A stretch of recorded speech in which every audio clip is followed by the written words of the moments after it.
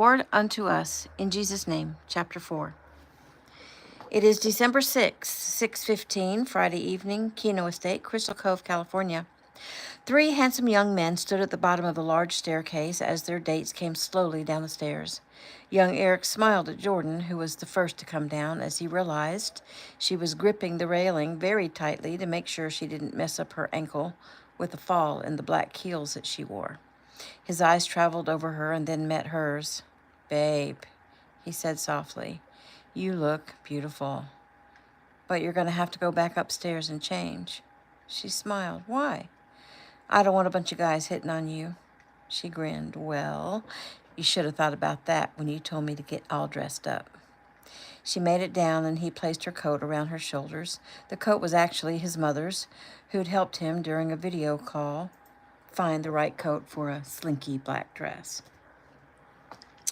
He turned her around, tilted up her chin, and kissed her softly. "Lord, I love you." Jordan closed her eyes, feeling such love and gratitude for the guy who loved her. How lucky was she? How blessed. Next to come down was Melody. Logan stepped forward to take her hand as she came down the last few steps. "Mel, you look amazing. I'm such a lucky guy." She giggled. "I'm the lucky one. Blessed. But thanks, Logan. You're looking pretty sharp yourself." He kissed her quickly and then placed the soft faux fur wrap around her shoulders, compliments of his grandmother. They moved out of the way to allow Ella to make her way down. She'd stopped several steps up. Jordan and Melody knew she did that to make her entrance. They tried very hard to not roll their eyes. They all looked up at her. Young Eric and Logan had been curious to see who JoJo had graciously allowed to come with him, a last-minute decision. They smiled at her beauty. She was gorgeous. She smiled sweetly and slowly made her way down, her eyes meeting each of theirs briefly. JoJo moved forward to take her hand. "Ella, you are beautiful," he said quietly. She nodded and tossed her hair back over her shoulder. "Why, thank you, JoJo. You must introduce me to your family here," she immediately demanded. He nodded. "Ella Penn, please meet my brother Logan." He stopped and waited for Logan. She didn't extend her hand, so he merely nodded at her. "Ella," Logan said softly, "nice to meet you." "Oh, you too," she uttered softly. "I've heard you sing. You really are very good." "Thank you," Logan said. JoJo gestured toward young Eric. "And this is Eric Kino, the third," JoJo said, as he nodded at young Eric. Eric smiled at the girl. "Ella, nice to meet you." "Very nice to meet you, too," she purred. "So, you're the star of the big movie." "Well, I don't know about being a star, but I play the lead character. No big deal." "Oh, dear, Eric. You have a lot to learn," she uttered. "Do I?" he answered with a gleam in his eye. "It appears we are alike in that manner." JoJo coughed and looked up at his cousin, amusement in his eyes. Jordan and Melody smiled at JoJo. They both knew it was apparent to JoJo that he'd made a mistake in asking this girl to accompany him. They wondered why he did and decided they would find out later. For now, they would all make the best of the situation. Eric Sr. came down the stairs to introduce himself. His presence, always calm and confident, he immediately made them all feel better about the night to come. He told them to enjoy themselves and reminded them to be quiet when they came home and to try to get some sleep because of the big Christmas tree excursion they were all going on the next day. He also reminded them that young Eric, Jordan, Melody, and Logan were not yet of legal drinking age, which made Ella snicker. He cautioned them to be careful what they consumed and bid them a good night. Once in the limo, Ella made her need to learn more evident. "So, that man is your grandfather, right?" she asked JoJo. "Yes, he's mine, Logan's, and young Eric's grandfather." "He's a trip, huh?" "How so?" "I mean, he told you to not drink and be careful about what you consume. He does realize we're going to a Hollywood party, right?" "Yes, he does, and that's exactly why he cautioned us, though he had no real reason to, because we all adhere to certain behaviors." "Oh, really? What do you mean?" JoJo blew out of breath as he tried to figure out a way to sum up his thoughts. But Jordan decided to jump in to help, not because he needed help, but because she really didn't like this girl. He means we're all pretty straight-laced. The only one of us old enough to drink right now is JoJo, and he usually doesn't engage in drinking very much at all. We are all pretty cautious about what we put into our bodies. So what you're saying is you don't like to have fun? Oh, we have lots of fun. How? Well, we dance and we eat and we listen to good music and we talk to people and learn about people. Ew. I'm thinking you haven't been to many parties. Nope, not too many, Jordan admitted. Young Eric's eyes narrowed, hoping he wouldn't have to jump in to rescue his fiancée. Well, I don't think you'll be too interested in talking to people once we get there, except for maybe our host, Lucy Bardot. Jordan smiled. Well, you never know until you do it. People are pretty interesting. Ella shrugged. Well, JoJo, I'm just going to tell you right now, this queen intends to show off her gorgeous body in this gorgeous dress, get totally wasted, do a few lines, and then maybe you and I can sneak away. How does that sound? Like a nightmare, he thought, but smiled instead. It sounds like an interesting night. Ella turned to gaze at young Eric. You can join us if you'd like. Jordan rolled her eyes because the slight to her was so obvious. Young Eric shook his head. No thanks. She grinned. I was just kidding anyway. So tell me how it was to do a movie with Lucy. Isn't she the greatest? She is really good, and she played her part well. She's a pro for sure. Yes, she is. And I bet the kissing scenes weren't bad either. He sighed as he glanced at Jordan. Well, there was only one kissing scene, and we are professionals, and she made a somewhat uncomfortable thing to do much easier. How many times did you have to do the scene? A few times. I can't wait to see the movie. What about you, Jordan? I'm looking forward to it. How does it make you feel to know your fiancé is kissing other women? Well, to be honest, I don't like it. But I would never hold him back. I understand there's no feelings behind it like when he kisses me. That's correct, young Eric said quickly. Ooh, how intriguing. I bet he's a good kisser. Jordan shrugged. You'll never know. Melody couldn't help the burst of laughter that came from her lips. All three guys chuckled. It took over an hour to finally arrive at Rico's. They walked into the dimly lit building. The place was full. The music was loud. They deposited their coats and made their way through the crowds across the front of the large room. The music stopped, and Lucy Bardot, smiling prettily in her silvery, barely there dress, made her way toward them, her entourage behind her and her arms opened wide. Finally, she said loudly, here's our star. Eric Kino, my hunky man. You look good enough to eat. You certainly clean up nicely. I'm so used to seeing you in fatigues and scratches and fake blood. Just look at you, she said, as she came right up to him, put her hands on either side of his face, and planted a kiss right on his mouth. He gripped both of her upper arms in his hands and firmly pushed her away. He looked right into her eyes, his brows raised.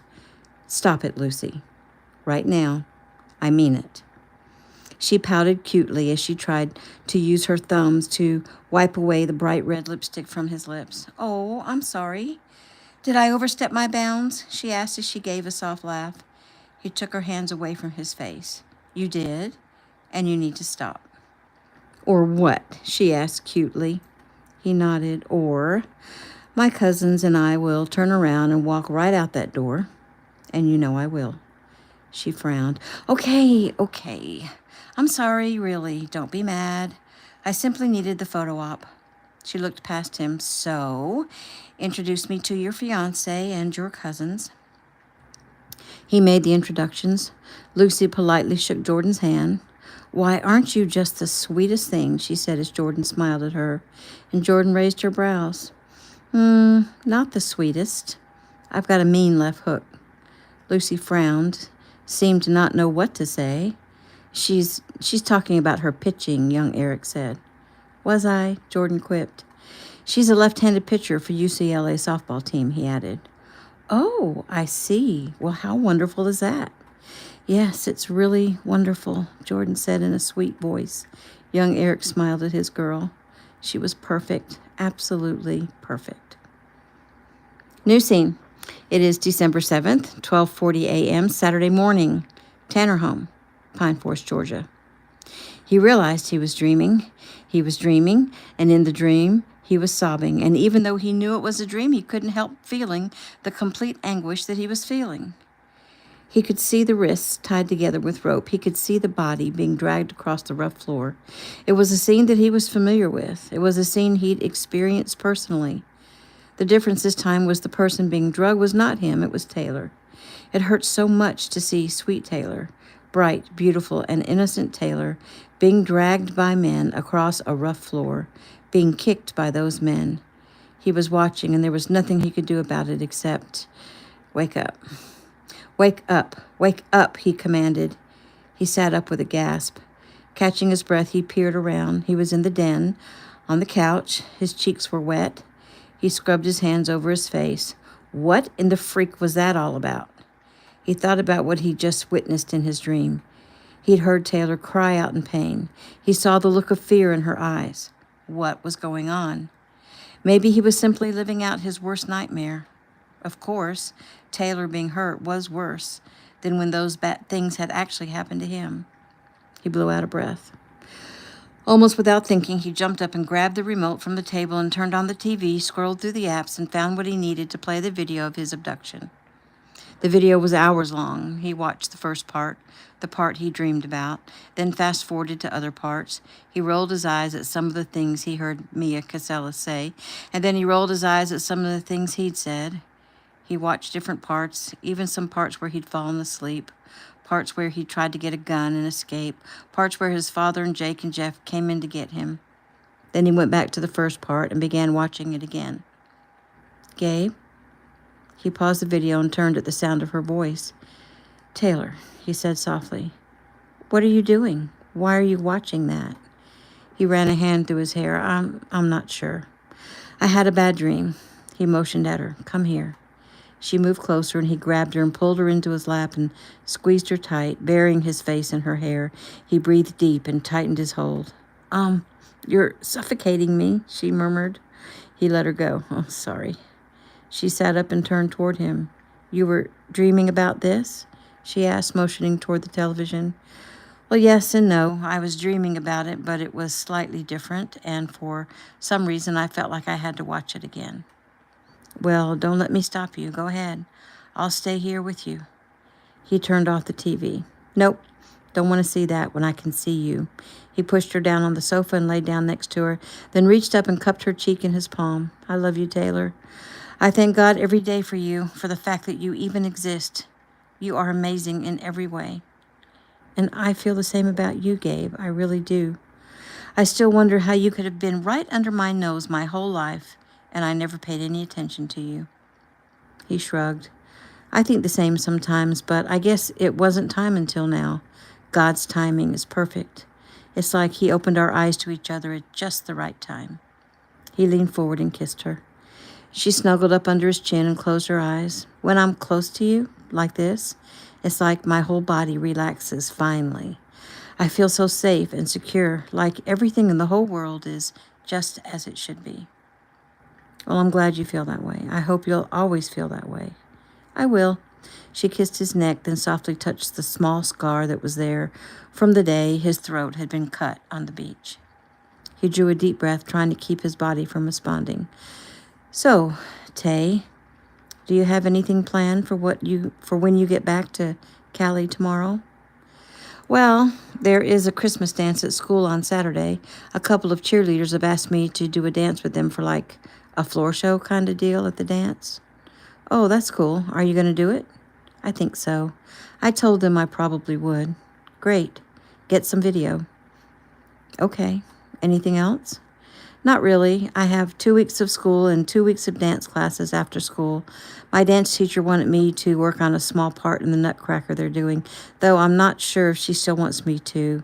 But I guess she'll let me know. Oh, and also my family is helping out with a church Christmas party at Desi and Alex's church." "Awesome. I haven't heard from them at all. Have you spoken to them?" No, but Jordan and young Eric have, and they're doing so good. And the baby's due in about 6 weeks, and he's doing well at his job, and they've been spending time with Alex's mom and also with Desi's family. I'm so happy for them. Me too. He leaned forward and kissed her again. What else? Well, it's the first Christmas with the 5 new little Kinos, and so we'll be spending a lot of time at my grandparents' home, doing traditional Christmas stuff with them, decorating trees, baking cookies, decorating gingerbread houses, making ornaments, and mostly learning about the birth of Jesus. And of course, we'll go to a lot of places and help bring Christmas to the homeless and the kids in need. Angelina says that she wants to feed people again, so we'll probably do that in some way. I'm sure it won't be on the scale that we did here at the center. Yeah, that would be hard to duplicate. Taylor sighed. I actually really miss the little ones. They're so adorable. All the little things they say, they make me smile. I want to spend lots more time with them. Well, I get that because I sure want to spend time with Iris and with the 2 new babies. Taylor frowned. And I do too. I'm going to miss Iris so much, and I won't even get to attend her birthday party. And I didn't even get to say goodnight to her tonight. She's just the cutest. Well, she does look like me, Gabe jested.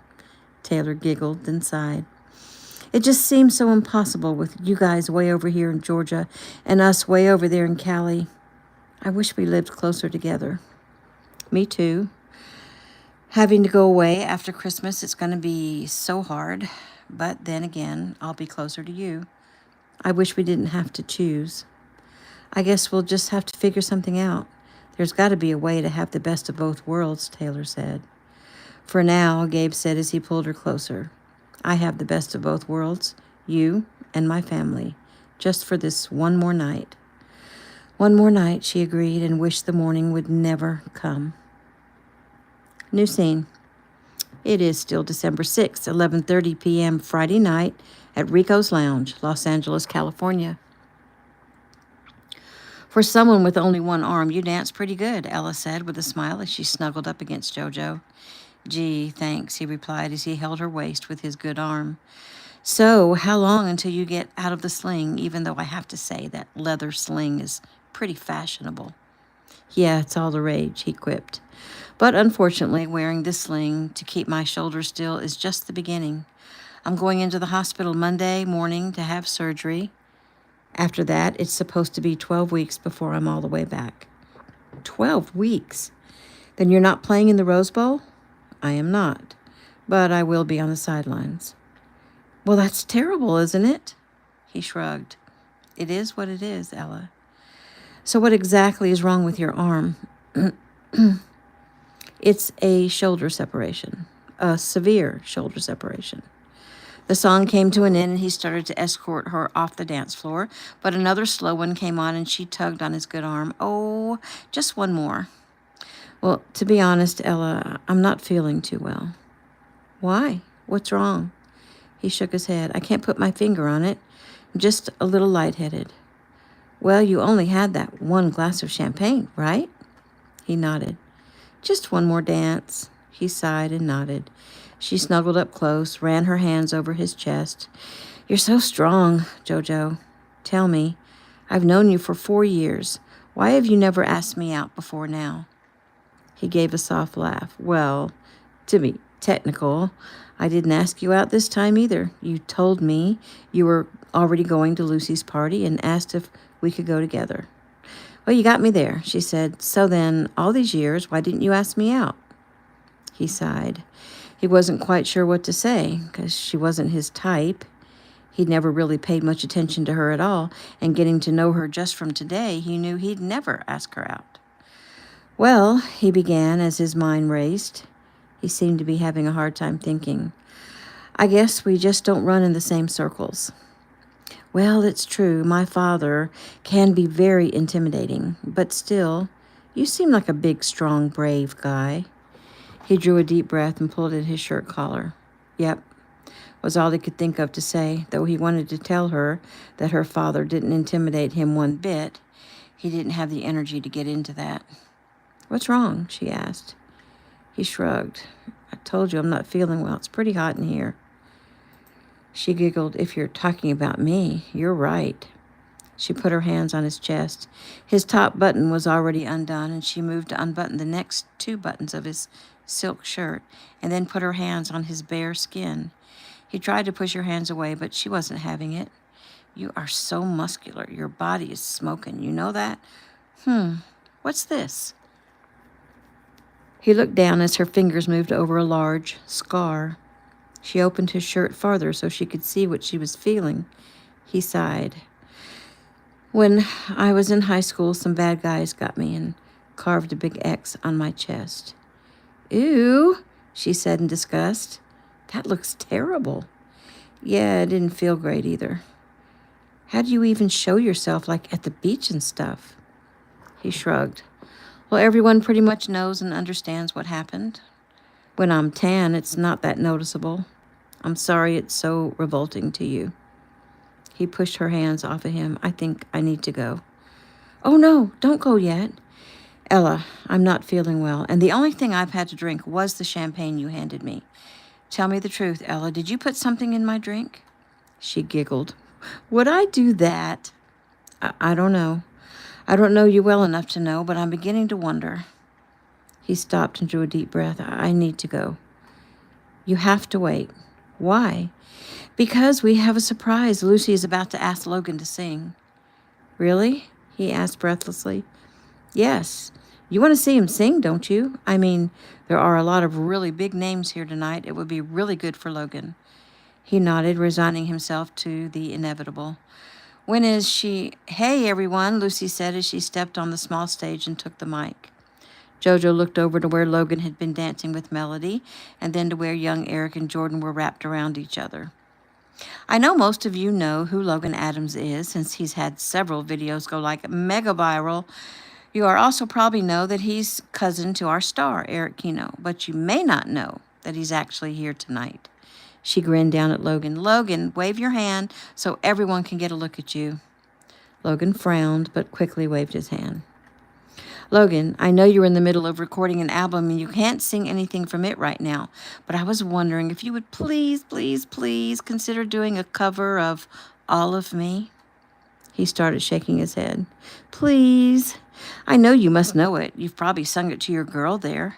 I've heard that you don't even have to practice. You just open your mouth and beautiful music comes out. Everyone, do you want Logan to sing for us? The applause and chants of Logan, Logan, Logan were deafening. Finally, he kissed Melody's cheek and stood her next to Jordan and young Eric. Take care of her for me, he mumbled, then turned and went to the stage amidst thunderous applause. He spoke to the musicians on stage and nodded, then moved forward and took the microphone from Lucy. She smiled at him. Oh, thanks so much, Logan. She kissed his cheek. You're just the best. He smiled politely. She left the stage and Logan smiled at the crowd. He thought he might be able to simply look at Melody and sing to her, but someone in the back of the room turned a spotlight on him and he couldn't see a thing. The music started and he began singing, and the rowdy crowd became quiet as Logan's beautiful voice stunned the group. New scene. It is still December 6th. It's 11:40 Friday night at the Kino Estate, Crystal Cove, California. Cam stood in the doorway of the bathroom, gazing at the most beautiful sight. Jeffy sat in the bed, her back against the headboard, cushioned by pillows, her arms cradling their son, whom she was holding to her breast. A mother, his beautiful wife, a healer, a miracle from God, nursing their son. It was amazingly beautiful. His heart felt like it might explode. He didn't know how he could feel so much emotion, so much love. Jeffy suddenly looked up at him, smiling, and then the smile disappeared. She stared straight at him, though it was like she didn't see him at all. She blinked several times, then gasped. What's wrong? He asked quickly. Oh, no, the boys. Oh, no. Jeffy, tell me what you see, and tell me now. I saw a plan coming together. I saw a girl in a red dress putting something in a drink and giving it to JoJo. He's been drugged. He is not feeling well. Well, he's with young Eric and Logan, though, Cam said. She shook her head. Logan is on stage singing. He doesn't know what's going on, she sighed. Young Eric has been distracted by a girl who brought him food. She dumped it on him. It was on purpose. She's helping her friend to get JoJo alone. The friend is obsessed with JoJo. She's known him a long time. She wants him. She wants to say he got her pregnant. She looked up into her husband's face. You have to stop them. He pulled out his phone. I'm on it. New scene. JoJo tried to pay attention to his brother singing, but he was beginning to feel like he could no longer stand up. He drew a breath. I have to go sit down. Ella, what did you put in my drink? She shrugged. It was only a little bit, just enough to relax you. A little bit of what? Rohypnol? No, it wasn't that. I forgot what it's called, but a lot of people call it a Mickey. Why, Ella? Why would you do that? Why would you do that to me? He shook his head to clear it, but it only made him dizzier. Well, don't be mad. I just wanted you to relax enough so that you and I could have some fun together. How could you think this is fun? He barked. She pouted. I'm sorry. Come on, there's a place back here for you to sit down. Come and sit, and I'll get you a wet cloth for your face and some coffee. He swayed, and she put her arm around his waist and ushered him toward a room behind the stage area. Young Eric was watching, though, and he sighed heavily. What's wrong? Jordan asked. It looks like JoJo is not feeling well. How can you tell? Jordan questioned as she scanned the area where he'd been dancing a few minutes ago. She didn't see him. Well, right before he left the room, it looked like he almost fell down. You mean like he's drunk? Jordan asked. Eric shook his head. I haven't seen him drink anything except water. Melody turned to find him too, but didn't see him. Well, where did he go? Young Eric nodded toward a door. He went through there with Ella. Jordan frowned. I don't like that girl. Well, I'm not very fond of her myself, Eric muttered.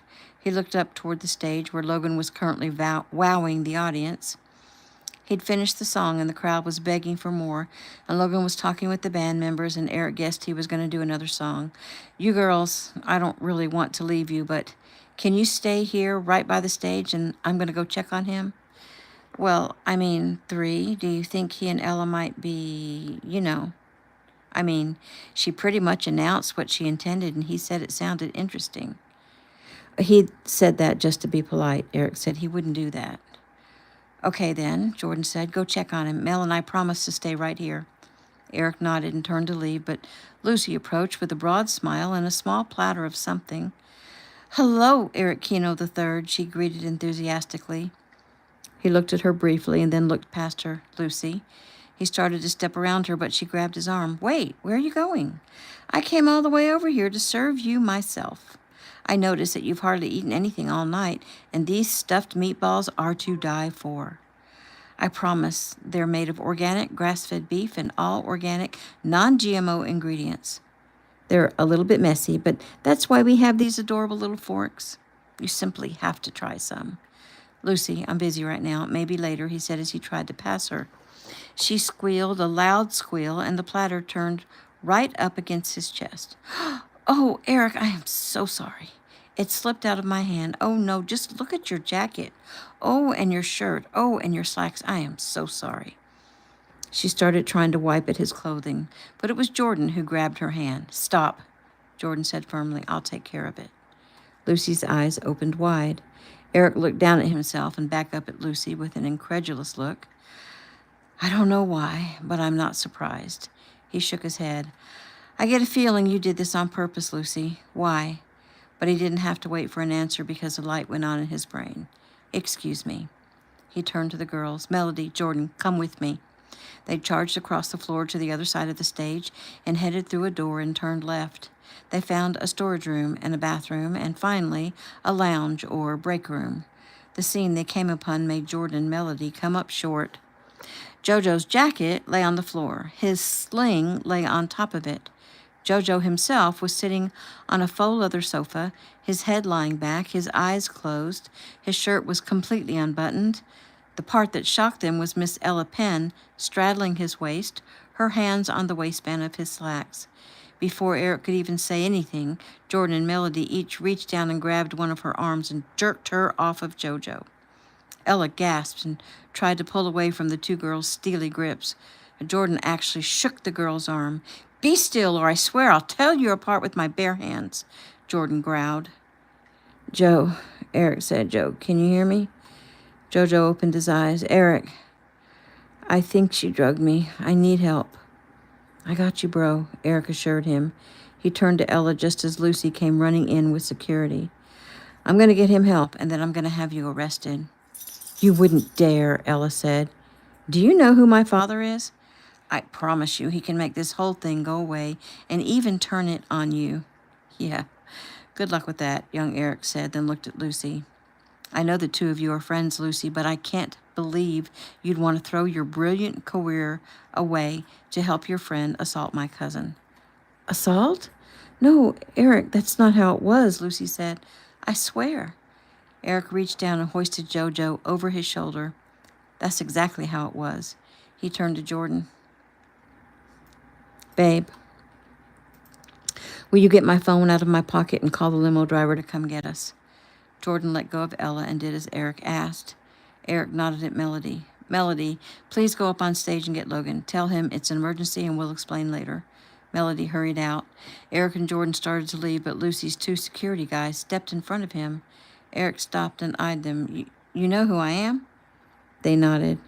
"I will mess you up," he began fiercely, "if you try to keep me from leaving. And if I don't, I guarantee you JoJo's father will have you prosecuted to the full extent of the law." They stepped back. Eric started back down the corridor, but stopped when two Ameritech agents came charging up. "Hey, guys," young Eric said. They nodded casually. "Eric, you want us to take him?" "No, I got him. Make sure you get Logan and Melody. He was on stage." "Got it." "How'd you know something was going down?" "Aunt Jeffy?" "Yep." Eric smiled. "She's just the best."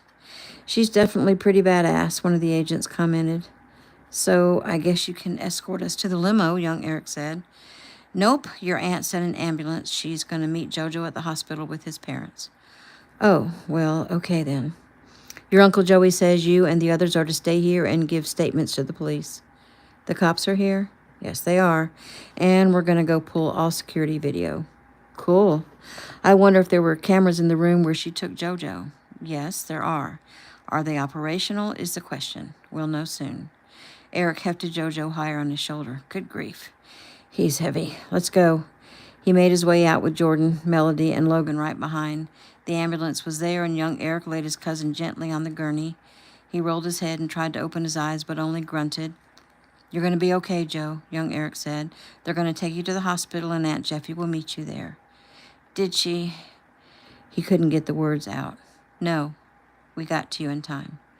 "Thanks, bro." The few words took all of his effort. "Relax, JoJo," Logan said as he leaned over the gurney. "I'll see you soon." JoJo sighed and did as ordered. Eric reminded the paramedics of JoJo's shoulder separation, then stood back and watched him being loaded into the ambulance. Then they were called back inside to give statements. Young Eric got a glance at Lucy, who'd been crying. Lucy's parents were with her. He didn't see Ella anywhere and figured the police had her in a more private area. Pretty much everyone else at the party had left or were working on leaving. A few stayed to tell what they'd seen when asked if they noticed anything involving JoJo Adams or Eric Kino. Young Eric, Jordan, Logan, and Melody made it back to the elder Kino estate by a little after 2 in the morning. Eric Sr. met them at the door. They'd all been invited to stay the night earlier because of the big Christmas tree hunt. Jordan and Melody went up to Bree's old room where they would sleep. Young Eric and Logan were invited into the kitchen where they sat down with their grandfather. "Guys, I'm not going to keep you long. You both need to get some rest. Is there anything you want to ask or talk about right now?" Young Eric sighed. "I can't think of anything right now, Granddad. I'm told that you figured out something was wrong and got to JoJo before the agents got there." "Yes, sir. I don't know how I figured it out. It just suddenly came to me." "Logan," Eric Sr. said, "you're awfully quiet." He shook his head. "My brother is being assaulted. I'm up on stage singing about without a clue. It just makes me sick." Logan, Jeffy said, it was planned that way. They planned to pull you away from your brother by begging you to sing. They knew you would give in if they begged hard enough. It was part of the plan, nothing to be ashamed of, and Lucy spilling a tray of meatballs on young Eric was also the plan. But he figured it out, Logan said softly, and thank goodness he did. Well, I wasn't on stage having to concentrate on what I was doing. I just happened to see JoJo stumble and Ella help him out, and I knew something wasn't right, that's all. If I'd been the one on stage with lights in my eyes, I wouldn't have seen anything. So don't feel guilty, bro. JoJo knows you'd give your life for him. I would, you know. Of course I know. We all know, young Eric said. He drew a deep breath and smiled. You should have seen our girls in action. Before I could even react, they pulled Ella off of JoJo. Jordan gave her a good shake and threatened to hurt her. Those two girls were awesome. All I did was lift JoJo onto my back. The girls were the heroes. Eric Sr. smiled as he pictured the two girls in action. So, how long will JoJo have to be in the hospital, Logan asked. He'll probably be home by morning, his grandfather replied. And if I know him, he won't let this keep him from joining us on our Christmas tree excursion. Young Eric nodded. Is Cam with Aunt Jeffy? Of course. Where's Eli? In our room with Shelley. Well, young men, you smell like garlic and meatballs, and you need to take showers and get to bed. We'll let you sleep in, but you still have a full day tomorrow. Plus Eric, your parents and sister will be home by noon. They all stood and said goodnight. New scene. 30 minutes later, young Eric knocked softly on the girl's door. It was Jordan who answered. She smiled at him, her eyes alight with the love she felt. Hey, 3. Hey, 2-3. So, I was wondering if you would come to my room and visit for a bit. We didn't really get a chance to say a proper goodnight. Or did I wake you? He asked. Jordan smiled. Nope, you didn't wake me. I was waiting for you. I was hoping you'd come and get me. He immediately grabbed her hand and pulled her out of the door. She quickly waved goodbye to Melody, who was giggling. But what about Logan? She asked as she ran beside him. What about him? Isn't he with you? No, I'm in my father's old room. He's in his father's old room. Oh, which one is that? He stopped and motioned toward the room just across the hall from his. That was Uncle Mark's room. Logan likes to stay in there. He says it brings back old memories of when his mom and dad first got together back when he was 11. Oh, they lived here? Yes, for a little while. Uncle Mark was training for the Kino Challenge. Uncle Joey had been shot and was recovering, and Aunt Bella and Logan were having a hard time recovering from the trauma they'd been through. It sounds like a story, but you're talking about when Logan killed his father? Yes, or the time right after that. It's a long story, and I promise to tell it to you another day. Come on. He opened the door to his room and slipped inside. Young Eric immediately took her in his arms and kissed her with all the love he felt. Meanwhile, Melody tiptoed out of the room she was sharing with Jordan and went across the hall to Logan's room. She was afraid to knock for fear of waking up the little ones down the hall, or worse, the Kinos, so she carefully turned the knob and opened the door. The room was empty. The bed was rumpled, and Logan's shoes were on the floor by the bed, but no Logan. Sighing, she closed the door and went in search of him. She tiptoed down the large staircase, passed up the darkened living room, and headed back to the kitchen. It too was dark and empty. So she headed down the hall that went past the mudroom and the laundry room on the left and Grandmaster Kino's study on the right, and farther down was a large bedroom and a small bedroom, and next was a room that she'd been told used to be another bedroom but was now a learning/playroom for the little ones. At the very end of the hall was a small den where one could go to cozily watch a movie or play video games or simply relax or read, though Melody almost never saw anyone come down to this room. She was sure that's where she'd find Logan. But he wasn't there. She stood there a minute, tapping her chin, then turned and went back to the kitchen and into the giant dining room. He wasn't there either. Peering out the large glass doors, she could see the multi-tiered deck down to the volleyball area and farther down to the beach. It appeared to be deserted. She thought briefly about going out there to search for Logan, but knew an alarm would let the Kinos know that someone had entered or exited through the back doors. Turning, she headed out the other side of the dining room that faced the living room and stood on the top of 3 wide steps that ran the length of the wide doorway. To her right was the back staircase, which led back up to the bedrooms or down to the lower level, where there was a large weapons room, a giant workout room, another giant playroom, but it was different in that it included a pool table, ping pong table, and gaming table. She started to head down, but turned at a motion in the living room. Peering through the dark, she stepped down the 3 stairs. "Logan?" He sighed. "Oh, hey, Melody." "Yes, I'm here." He leaned over and switched on a lamp on the table beside the sofa where he sat. "I'm sorry," Melody began. "If you'd like to be alone, I'll leave." "No, I'm glad to see you." She came to stand in front of him. He was sitting on the edge of the sofa, his forearms leaning on his knees. "Are you okay?" she asked. He looked up at her. "I guess. I was just thinking." "About what?" she asked kindly. He smiled and nodded. "Actually, about you and about life."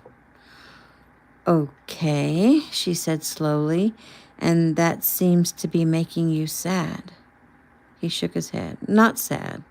Actually, fearful. So I was praying about what I should do." "What are you afraid of?" He sighed. "It's kind of a long story." She smiled and knelt down on the floor in front of him on her knees. "Tell me. I've got all night." He smiled. She was so sweet, wearing some red plaid pajama bottoms and a gray and red oversized baseball shirt, her long, straight, caramel-colored hair hanging down over her shoulders, her big brown eyes blinking up at him. "You are so beautiful," he murmured. She giggled. "Right. You like my designer outfit?" He chuckled. "Well, it was designed by the all-American industry of baseball, so yeah." She looked down and nodded. "I suppose it was. Very chic. Now, I get the feeling you're stalling." He sighed and nodded. "I was in my room, which was my father's old room from when he was a kid. I was actually thinking about you, Melody, about how much I like you, about how awesome you are, about how much I hope we remain in a relationship." She didn't answer because she wasn't sure where he was going with all of this, but she knew she definitely hoped the same thing. He went on. "I looked around the room I was in. My father also stayed in that room when my mom and I came here to stay for a while. So it made me think about that time and, well, Melody, I realized that there are things about me that you don't know." She only nodded because, of course, there were. "And I don't want you and I to get any closer without me telling you the main thing about me, because once you know it, you might not like me so much, and you'll probably not want to be my girl anymore, and when that happens, it's going to kill me. And I was thinking, I can't let this go on. I need to tell you about me." He stopped and looked into her eager eyes. She smiled. "Logan, just tell me. Whatever it is, I can handle it." He sighed. "Well, thanks for that. I'll remind you of that once I tell you." She remained silent. He blew out a breath. "Back when I was a kid, my father, my biological father, well, he was a very mean man. He beat up my mother on pretty much a regular basis." "Oh, Logan, I'm so sorry you had to go through that." He shrugged. It got really bad. "And my Aunt Breeze, who you may not know, is my mother's little sister. She went to Ameritech to hire them to protect my mom. Uncle Joey got the assignment," he smiled, "and he and my Aunt Breeze hit it off right away." Melody smiled too. "Anyway, I don't want to go into the ugly details right now, but everything pretty much came to a head. My father had beaten and raped my mother one night, and the next night he was trying to do it again. And I'd been out playing some football, but I came home and I could hear her screaming. Now, I'd been told that the best way I could help my mom was to stay in my room and not get hurt myself. But I couldn't stand by another minute, so I went into my father's bedroom. They were fighting, and he punched my mom, and she fell down, and he lifted her up to punch her again, and I got the gun out of the bottom drawer of my mother's dresser, pointed at him, and told him to stop hurting her. So he turned and came at me, and I pulled the trigger." Melody's eyes opened wide. "You shot him?" "Well, actually, no, Not that time. I missed. I'd never fired a gun before, but he came at me in a rage because he was so surprised that I would actually pull the trigger, and then I fired the gun again, and that time I hit him in the arm. But that didn't stop him. It didn't even slow him down, and he charged at me again, and I fired again. And that time, I hit him in the chest, in the heart. I killed him. I killed my own father, Melody. I killed a man when I was only 11 years old. I wasn't supposed to be there. My mother had sent me away. She told me to go to the school to play some football, but I knew something was up. I knew something big was happening, and I felt strongly that I had to go back. So I went back home, even though she told me to stay away. And I heard her crying and screaming, and I got the gun and I killed him. I'm pretty sure he was going to kill her. I'm pretty sure she would not have survived another night. Anyway, tonight, as I looked around that room, I realized that it wouldn't be fair to you to allow our feelings for each other to grow when you didn't know what I'd done. He looked down at her into her eyes to try to judge what she was thinking, and she smiled at him but didn't say anything. Okay, so that's the story in a nutshell. There's a lot more to it, but for now, is this like a deal breaker? I mean, what do you think? Do you understand what I did? She nodded her head. I completely understand what you did, but I realize it's probably not what you think. I don't understand. Well, first, you said it was the main thing about you. You having to kill your father is not the main thing about you. You defending your mother was good, but even that is not the main thing about you. What you did, Logan, the main thing, was that you listened to the promptings of God when he told you to go back. You said you felt strongly that you needed to go back home. Who do you think prompted you to go home? You going home saved your mother's life, right? Your sweet mom, who was so gentle and so kind, who was trying to send you away to protect you. You were prompted by God to go home and protect her and save her and help her. And God used you to do that. And you were only a boy. But I hear that David was only a boy when he killed Goliath. If you hadn't listened to God and stood up to the man who was your biological father, you wouldn't have Emily right now, right? Emily, who you told me the other day had your heart. Emily wouldn't exist right now if not for you. Logan's eyes filled and he had to choke back the tears. So yeah, Logan, that's what I see. A young man who followed the promptings of God, who saved his mother's life and his sister's life, and since your mom is pregnant, you saved whoever else is growing inside your mom right now. And from what I can see with your adopted father, you saved his and JoJo's lives as well, in a more spiritual sense. What a special person you are, Logan. So, yeah, this does change things a bit for me. It makes me wonder what else God has in store for you, for us. Us. That means me and you. It makes me wonder if I could ever live up to what God wants for you. Logan had no words. He simply reached down and pulled her up into his lap and kissed her. He kissed her cheeks, he kissed her forehead, he kissed her mouth. Turning slightly on the sofa, he eased her down and laid beside her. He kissed her again and again.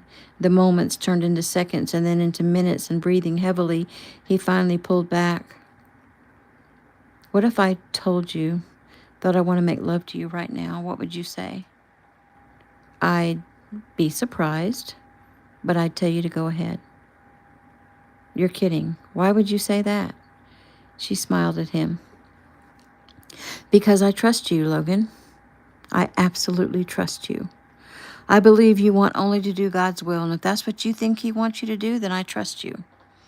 He rose up and cupped her face in his hand. I think that is the most sobering and amazing thing I could ever imagine you saying. She shrugged.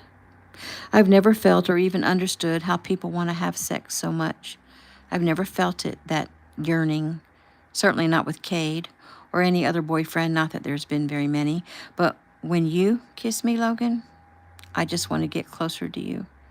I've begun to understand the term being one with someone or knowing someone, because you're the only one I've ever wanted to know, she said, putting air quotes around the word know.